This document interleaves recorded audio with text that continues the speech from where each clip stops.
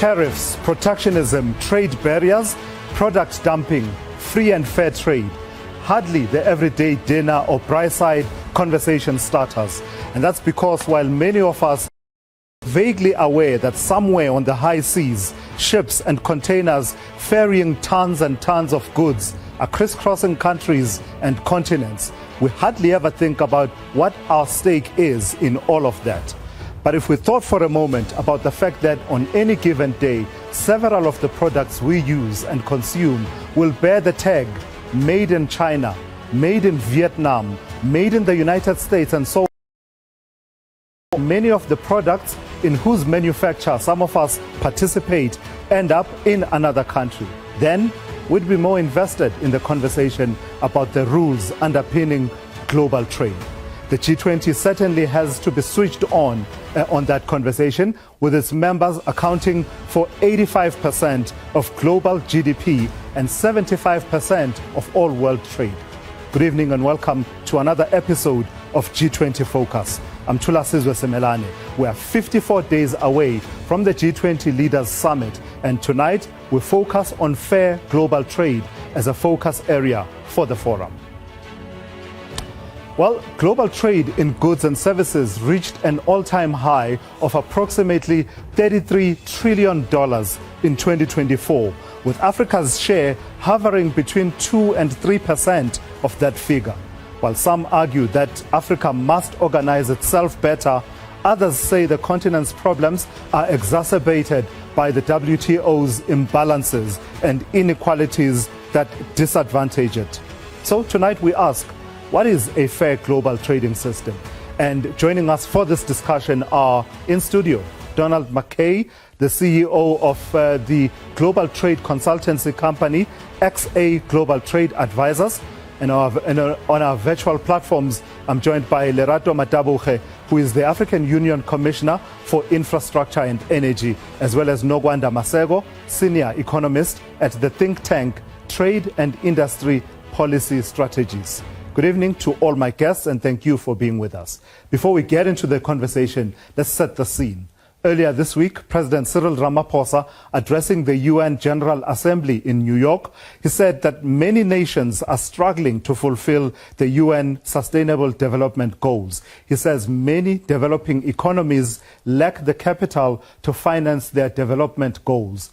But he also says through the G20 process, there are plans to tackle those challenges, including the reform of international financial institutions. Take a look at this.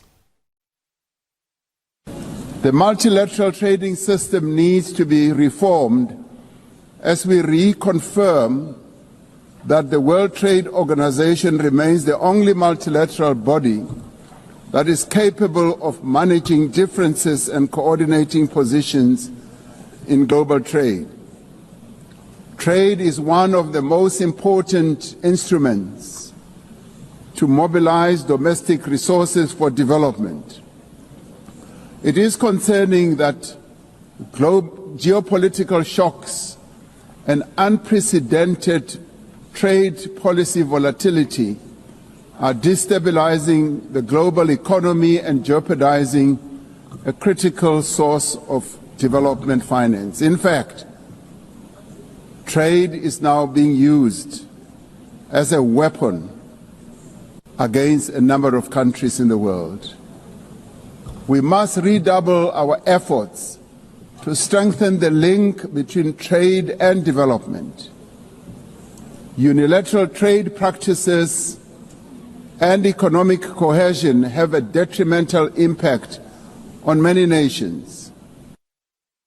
All right, so let's get into the conversation then with my three guests on the G20 Focus. Let me start with you, Donald Mackay, in studio. So before we get into what a fair global trading system looks like, I suppose we need to take a step back and outline what we have as the current architecture of global trade and regulation. What are the rules, what are the principles and the institutions underpinning it all? So the primary institution would be the World Trade Organization, and it's made up of a set of agreements, and perhaps the most important principles underpinning the WTO is that countries are treated equally. Mm-hmm. So You'll hear this term most favored nation, which means that you treat your trading partner as well as you treat your most favored nation. That you don't discriminate between how you treat your domestic industry and how you treat foreign companies who might be trading in your market. The many agreements that make this up, some of them there to protect intellectual property, some of them to safeguard things like the food that we eat and the medication we put into our bodies. But ultimately, the thinking is to not use protection arbitrarily, but instead to have reasons. If you are going to protect, there are mechanisms to use. If there are reasons to prohibit the trade in a product, that it be scientifically based, for example, and not arbitrary. So the WTO tries to avoid a situation which you had before the General Agreement on Tariffs and Trade from the 1940s, which was really where big countries could enforce their view on smaller countries. So it attempts to create a rules-based order rather than an order driven by political power. Yeah. Ms. Masek, let me bring you in at this point. Just your opening thoughts then, having outlined what we have by way of the principles and rules as well as the institutions of global trade. How did we get here? How did we get to this system that we have currently? Mr. McKay tracks a little bit and touches on some of the principles, the GATT system, but pick up from that point and just tell us how we got to this point and whether what we have continues to be appropriate. I mean, is it appropriate? I don't think so. And how we get here is, you know, having ceded our power as a trading world to the whims of the United States. And so what that means for the rest of us is whatever decisions we make, the United States at the end of the day can make whatever decision that, you know, they want to make, which is how what we're seeing with the current tariffs, where they can essentially make up sort of false basis for why there's inequalities between the trade of the U.S. and other companies, other countries, excuse me, and so they can then decide to impose tariffs, even though there is really no proof that for a country such as South Africa, for example, there is no sense of imbalance. When you think about it, what they call the imbalance is really a difference in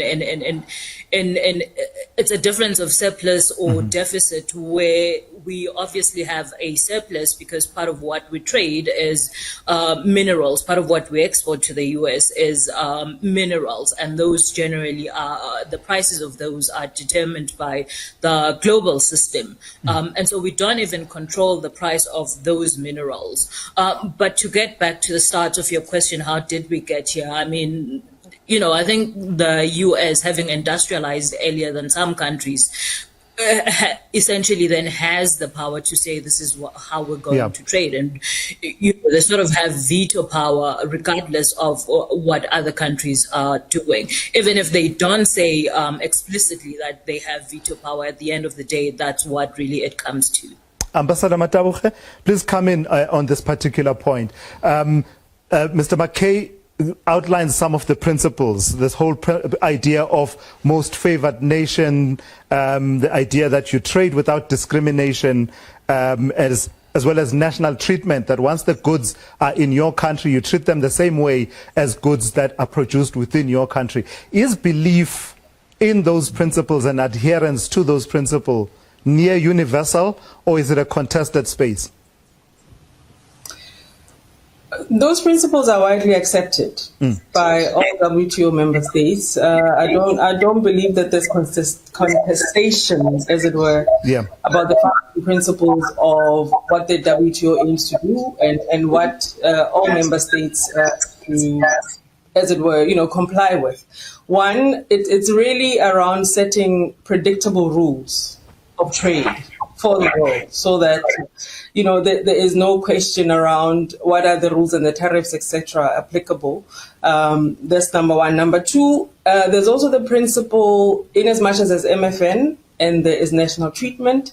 One positive thing as well about the WTO is that there's a principle of special and differentiated treatment, particularly for developing countries, who have been given, you know, longer periods of liberalization, as it were. That is an important principle, when you talk about fairness and equity, as it were. And the third issue is around the importance of WTO having a robust and a well-functioning dispute resolution mechanism. Because as a rule-setting body for the world, there needs to be a mechanism that assists should there be any tensions among countries vis-a-vis whether it's tariffs, whether it's whichever other regulation that hampers the ability to trade. So it's important that the WTO's dispute resolution mechanism remains strong to then become an impactful organization going forward. So let's continue. So let's get then to the heart of the question that we are posing. So asking the question, what does a fair trade, a global trade system assumes, Mr. Mackay, that the system we have currently is not fair. Is it? Well, I think the principles behind the WTO are noble principles. They're very often not adhered to, which is the current problem we are seeing. But I think what we want to avoid is a situation that we all experienced beforehand, which is a kind of colonial mindset where the big person decides on the rules for everyone else, which is a terrible situation. So that dispute resolution system is incredibly important. But the problem is the WTO doesn't have a police force. They don't have a military. They have no way to enforce the rules. So it requires the countries that are members to buy into the rules and internally decide that they are going to comply. The WTO has no enforcement mechanism other than that. And so the challenge we have at the moment is not just the US, but perhaps most obviously the US has decided that this does not work for them. And we're all learning that it turns out, is a really hard problem to solve. It's not only the US. China's behaved very poorly over the years as well, as have many other countries. So a fair trading system has got to be based on rules that we all agree to, and that we agree the economics of those rules make us all better off. We don't want to be in a position where trade becomes a zero-sum game, which is the direction we are moving in at the moment, which is most definitely not fair. Ambassador Matabog, please pick up on that point. What is broken, what is not working, and also perhaps you feature for me the WTO into that conversation. I was looking at the report, not the WTO, the G20 in that conversation. The buy-in that Mr. Mackay talks about, why is it hard to achieve when you have a fora such as the G20, where we say that it's driven largely by consensus and buy-in and good behavior that we all agree to then implement separately? Well, the WTO operates on single undertaking as a principle. So all countries must agree. Otherwise, there's no agreement, as it were. And that principle matters. So the question is for certain countries that do not comply with agreed upon rules, again, taking it back to a robust dispute settlement mechanism that's got a functioning appellate body, etc. That becomes very important. So we are continuously supportive of a strengthened WTO because the founding principles, as my colleague Mackay has just said, are sound, right? But now, when we bring it back to the African continent, I think over and above the WTO as a rule-setting mechanism, we are also mindful that the current geopolitics and the challenges that we are finding in the global trading system can also present an opportunity for African countries vis-a-vis the African continental free trade area. And our approach, particularly as the African Union, is to say, how do we engage the G20 in the different conversations we're having with G20 member states to strengthen our integration agenda, to strengthen our AFCTA, whilst we continue, of course, to encourage a stronger WTO. So we're not looking at mutually exclusive processes here, but we are finding opportunity to say, now let's have a critical conversation around the AFCTA and making it come alive. All right, let's pause there for a moment, and just to bring everyone on board, you're talking there about the Africa Continental Free Trade Area, but we'll pick up on that conversation and focus on the implications of the conversations around global trade for the African continent, as well as other mechanisms that are meant to advance fairer trade for underdeveloped and developing nations, such as many on the African continent, such mechanisms as AGOA, for example? What are the implications of that in trying to level the playing field? That and more still to come. This is G20 Focus.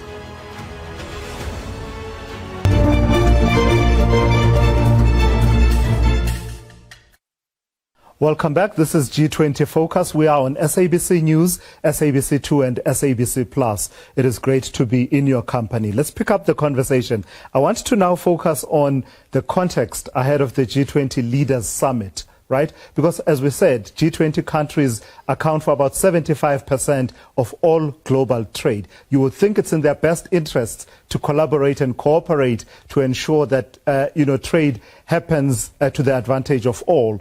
But a recent report, in fact, it came out around October last year by the World Trade Organization, had the WTO General Secretary worried because G20 countries themselves are also introducing measures that are said to be trade restrictive.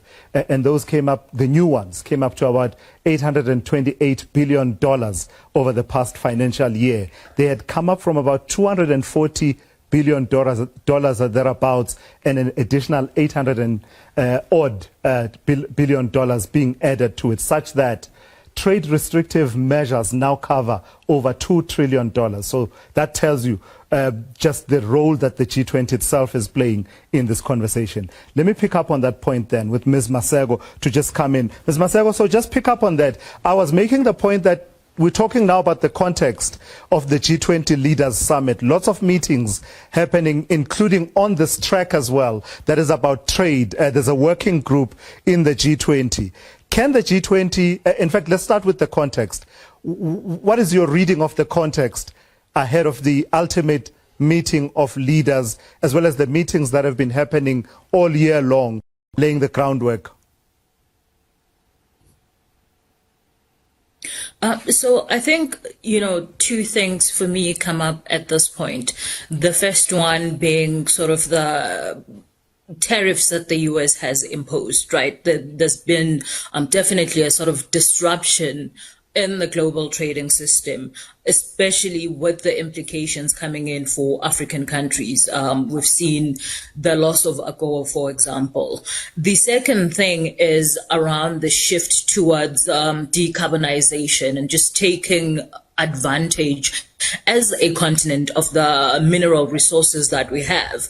And so part of that working group, I think, is focused on, how can African countries actually use the minerals that are available to sort of create long-term sustainable but also inclusive growth. And that is an important conversation in the context of where we're going in terms of trade restrictions that you mentioned.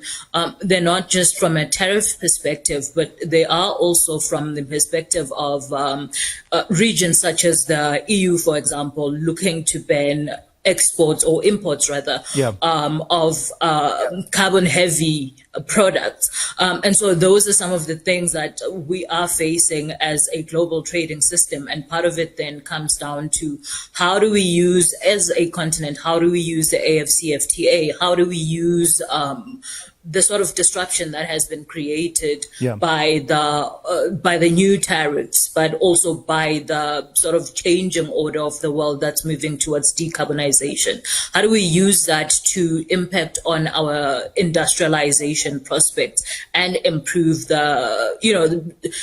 maybe not level, but improve the kind of scale that we can trade at as a continent, and also how we trade amongst ourselves as a continent, not just dependent on other global powers, as we've seen the impact with AGOA. All right, so let's see what that looks like in graphic format, the picture of global trade and how the various regions measure up. There you're looking at it, the Africa Continental Free Trade Area at a glance, and we're showing it to you there, that it is the largest free trade area by membership, 55 AU member states, 1.4 billion people, that's the market size.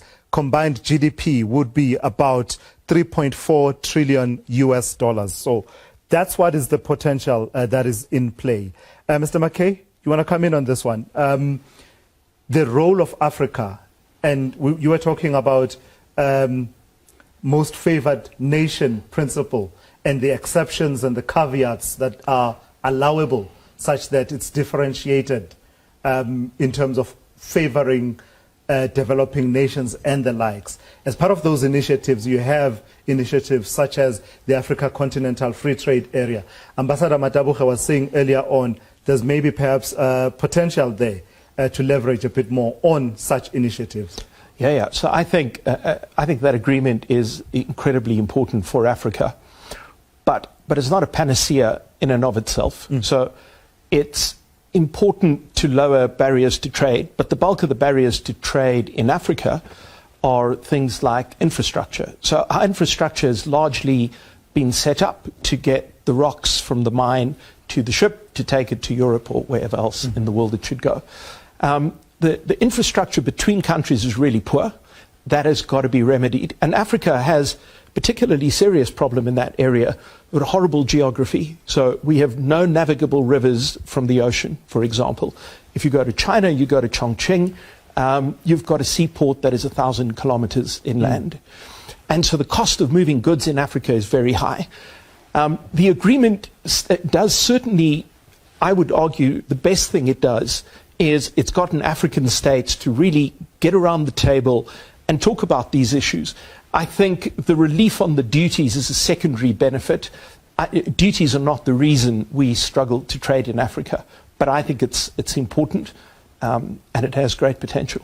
All right, let's pause there for a moment. When we come back, we will reflect on the Africa Growth and Opportunities Act of the United States. It's been in place for a number of years, and now questions arise about whether or not it will be extended beyond its current tenure, which actually comes to an end right as we come to the end of September. We'll also look at the impact on certain regions on the African continent and give you the example of Lesotho, for example, about the impact of the tariffs and how important agreements such as AGOA are. That and more coming up in a moment.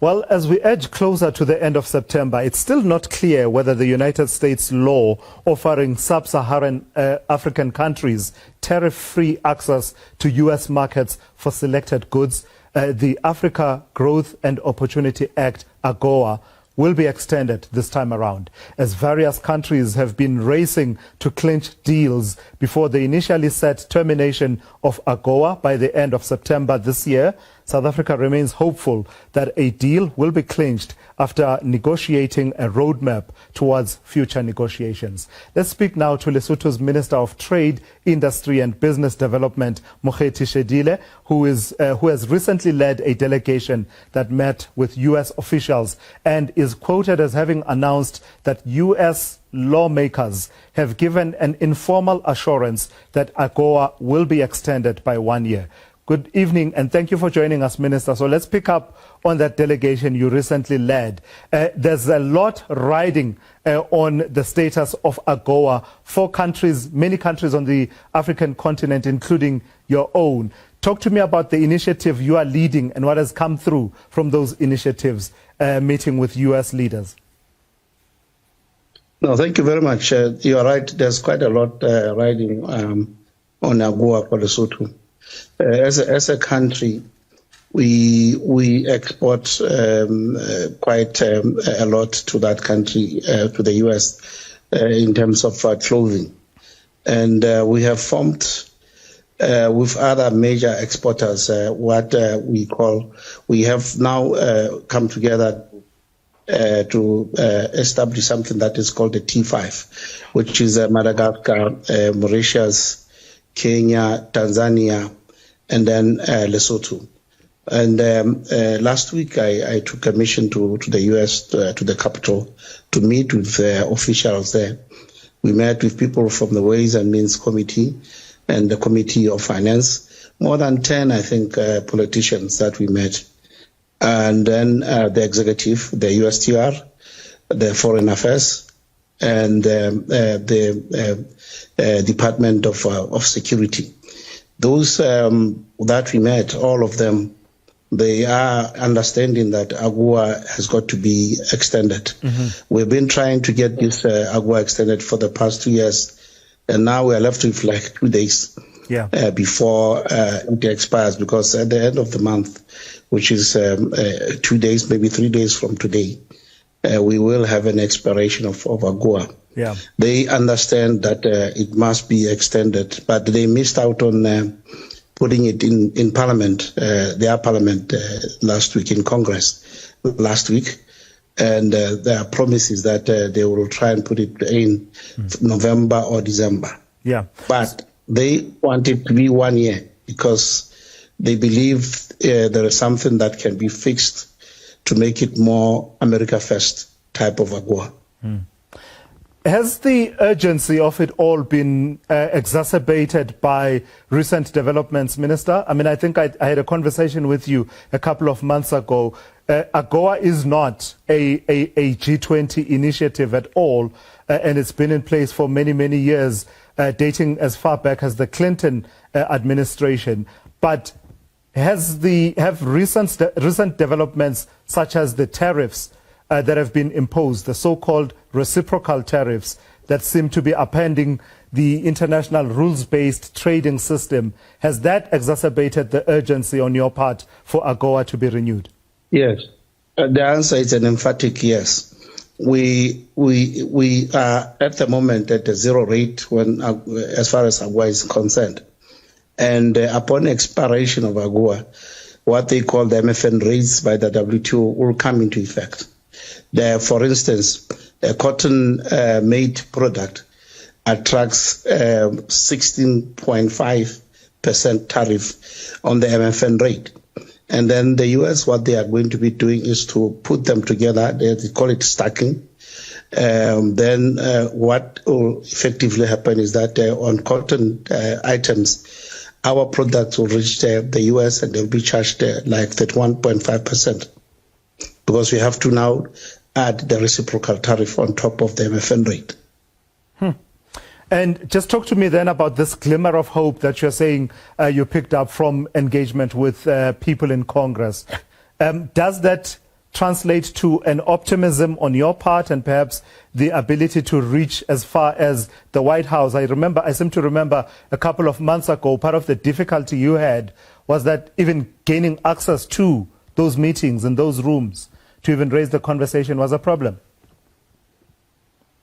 No, we had a fairly good reception this time round. As a grouping, we met with leaders in Congress and leaders in the Ways and Means Committee. So it's not a problem. But the biggest frustration that I've shared with them is that they seem to all agree that AGOA must be extended, at least by 1 year.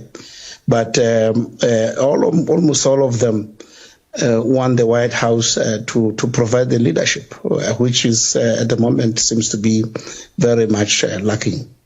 All right, let's leave it there. Thank you for sharing those insights with us. That's the Minister of Trade, Industry and Business Development in the Kingdom of Lesotho. That's Mokhethi Shelile, just sharing some of the recent experiences, trying to negotiate around the issue of the Africa Growth and Opportunities Act. So I'll get the reaction of my panelists to that discussion coming up in just a moment.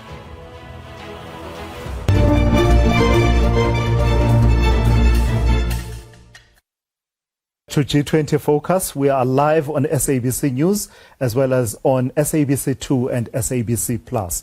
Let me show you now, in the last few minutes we were talking to the Minister in Lesotho, Minister Mokhethi Shelile, talking about the Africa Growth and Opportunities Act. Let me show you the context of what we were talking about, the urgency, the added urgency that has come through because of what has been happening since at least January or thereabouts, with the United States imposing various tariffs. So after much back and forth and negotiation, that's where we landed up with those tariffs imposed by the United States. South Africa and Algeria coming off worst among the African group of countries, and then at about 30% tariffs. And then you see countries such as Madagascar, Lesotho, Botswana and others on average being at about 15%. So let me get the reactions then of my panelists on these aspects, starting with Ambassador Matabog. Let me start with you, Ambassador. So help us make sense then of what we just heard.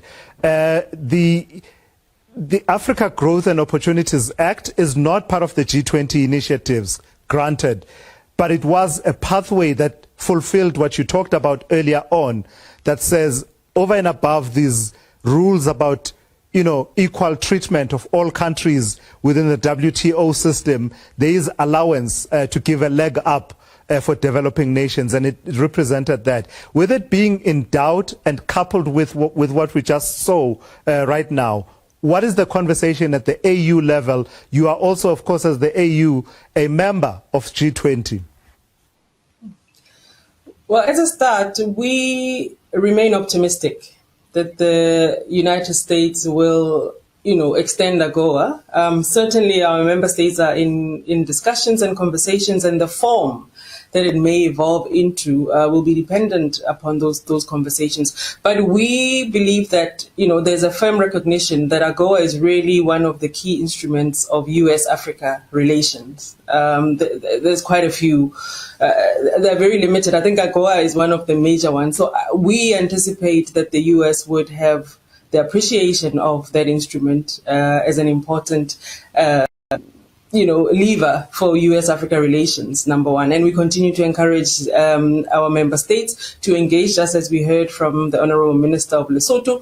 The engagements must continue.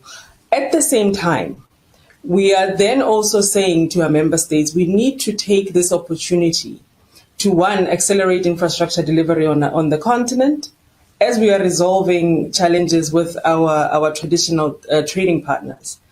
The time now has come to say, should that opportunity be closed? How are we creating African consumers and African markets that are going to consume those products that may not have access, for example, to US anymore, or to the EU, or to any other trading partner that may impose barriers? So how do we then use this opportunity so that we don't have a deficit-based conversation, but an opportunity-based one that says, how then do we use this to strengthen our intra-Africa trade agenda? Yeah. Ms. Masek, sorry about that. Ms. Masek, do you share that optimism? Has anything you've seen thus far given you a sense of optimism around the US's appreciation of AGOA as an instrument of its own foreign policy, but also on the global stage vis-a-vis the US and its participation within the G20 space on these conversations of trade? Honestly, no. And part of why I say that is, try as we may, I think it would be counterintuitive for them to say, let's on the one hand impose sweeping tariffs, but then on the other hand then continue to renew AGOA. It does create a sort of confusion of what tariff, if any, is actually applicable. Looking at the current Trump administration, I do not see Congress can say what they want to say, but I have not seen any indication from the Trump administration that, they're willing to come to the table. And there is sort of an opportunity here for African countries. As Donald mentioned earlier, though, part of the problem is the availability of of usable infrastructure, and that's something that we're going to have to fix. But I think there is a conversation to be had about, the diversification of our markets. I think what we've learned from AGOA and these tariffs is that we cannot simply, as a continent, depend on sort of the mercy of the United States. We have to find alternative markets. We have to improve the trade within our continent. And part of that requires the fixing of the infrastructure.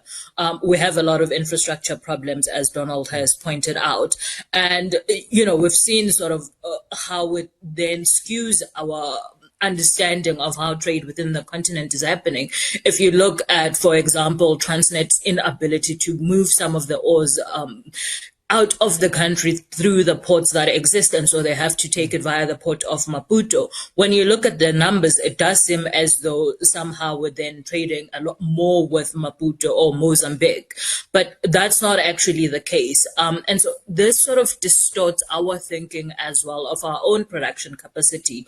And I think those are some of the things that we need to fix, the infrastructure, but also, how we trade with each other as a continent. Yeah. And then the other thing would be we do need to diversify our markets. As I said, I don't see AGOA being renewed. Even if it is renewed, I don't think, it's something that's going to be used by the US. I think there's going to still be the idea that, they need to apply these tariffs because, as they said, the trade imbalances or the trade deficit they have with African countries under, AGOA, but also under the broader trading system is a reason for them to impose these tariffs. Never mind, for example, the fact that, how much actually does the African continent account for in terms of total US imports? That is a very small number.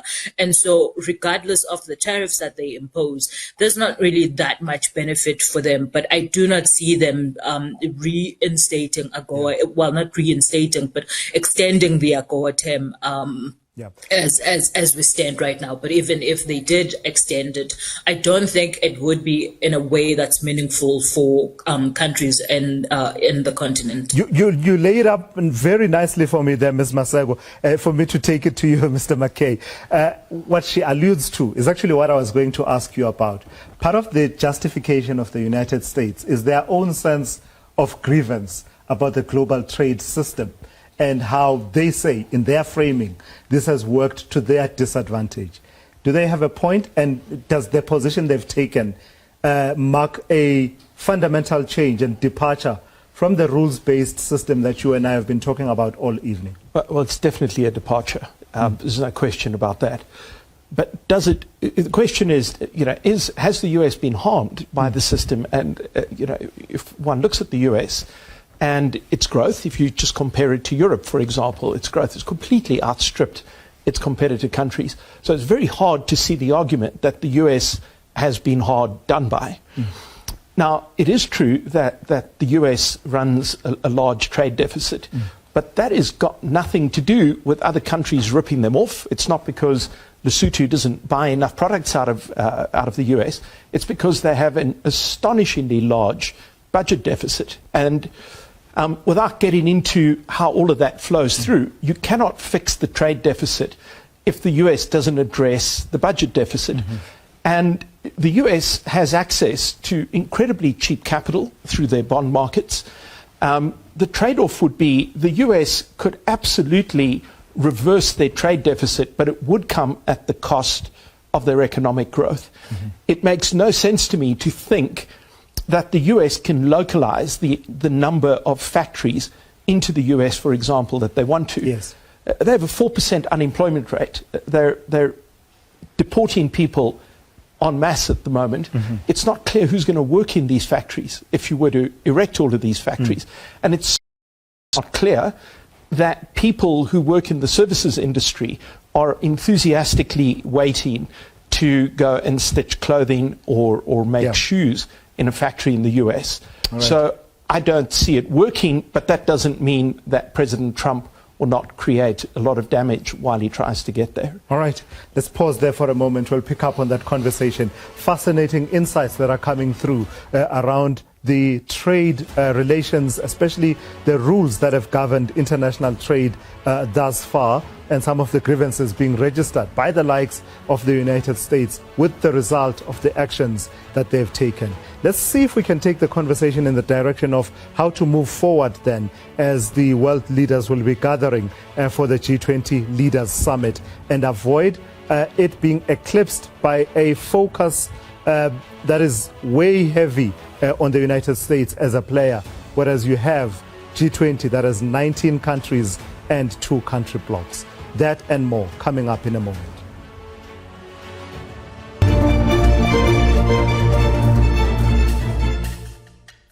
Welcome back. This is G20 Focus. As we move towards the close of this episode, let's get the final thoughts of my panelists, starting with you, Ambassador Matabog. So you are, as I said, and I keep repeating, the AU is a member of G20, part of that forum, and has been integral in the conversations that have been happening in the build-up and during South Africa's presidency.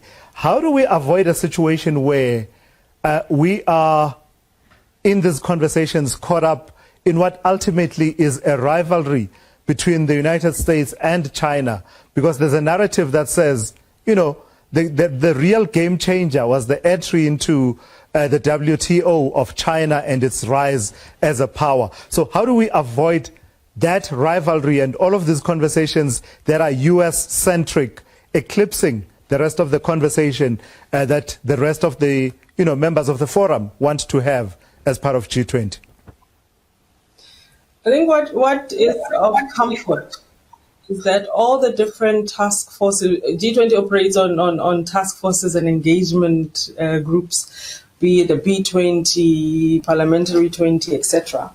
All of these engagement groups have really come up with clear recommendations that have global implications, as it were, as opposed to centering one G20 member. So already in terms of some of the reports that have come out in the lead up to summit, we have seen that there's been, a diversity of views that have been accommodated. Now, from our side as the African Union, and also noting that African Union is a member of the G20 and is part of the conversations, we are quite seized with the integration project of the continent. And we are mindful that one of the key deliverables we need to get out of the conversations with the G20 is about how do we move our infrastructure delivery forward, because that's the only way we're going to integrate. Our infrastructure planning still remains the pit-to-pot model. And that is why we still struggle with intra-Africa trade, etc. So we do need to accelerate addressing that particular problem. So we are taking a few agenda items to the G20 that span financing. How do we work together on cross-border corridors? How do we also address the new challenge that confronts the world and Africa, in particular, decarbonization? How do we then, together with G20 countries, collaborate to climate resilient infrastructure delivery on the continent? Because we are not just now talking about traditional infrastructure anymore. There's green corridors we need to begin to have conversations about. So those are some of the specific agenda items we take into G20 without necessarily centering any one singular trading partner, as it were, because our priority is to integrate this continent, and it's quite urgent that we do that and leverage platforms such as G20 effectively for that purpose. Ms. Maseko, your own expectations. I mean, the next presidency of the G20 marks a break from a streak of 4 years of the Global South heading up that presidency, from Indonesia to India, Brazil, then South Africa, but the next one is the United States. Can the momentum be maintained without having a conversation that's overly US-centric? I think it's going to depend on leaders that are there, right? Part of it requires those leaders to think about the fact that the US is just one country. And the more power we cede to the US, the more damage is done to the global trading system. And, the attempts to fix the high levels of inequality that exist in the world. I think, as the ambassador has mentioned, there's quite a lot to cover at the G20. There is an agenda that needs to be addressed.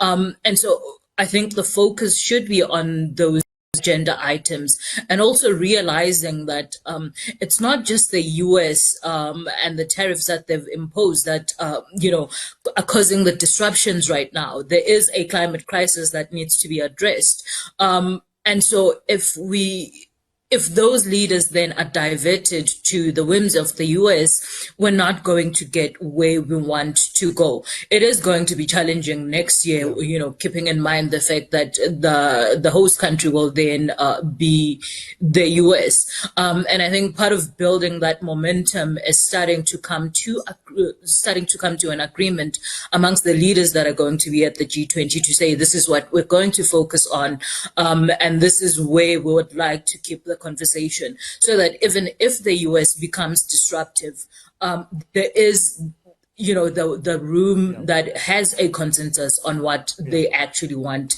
to focus on. It's and I've said this before, to sort of appropriate Toni Morrison here, the function of in the US administration right now is to keep us distracted. And so it's up to us, it's up to the world leaders to decide whether we want to be distracted or not, whether we want to focus on the important things that are happening in the world, addressing the climate crisis, trying to address the issue of inequality that exists, especially in the global south, but then also, fixing the infrastructure that's a problem in the continent, fixing the infrastructure that has caused disruptions to global trade. So I think those are some of the issues that these leaders at the G20 need to keep in mind. And also remembering that when it comes to the US next year, there'll be even more disruption. Right. So start to fix those issues now. I've got to leave it there. Thank you. I've got to thank all of you. It's been a truly enlightening conversation that we've had, completely out of time. Thank you for joining us for this episode. 54 days as of the live broadcast of this show. 54 days and counting to the G20 Leaders Summit, and we've explored one theme this evening. But do join us next week when we discuss Africa's debt crisis. That's yet another theme that we'll be delving into ahead of the G20. So you've been watching G20 Focus. It's great to be with you. Let's connect again next time.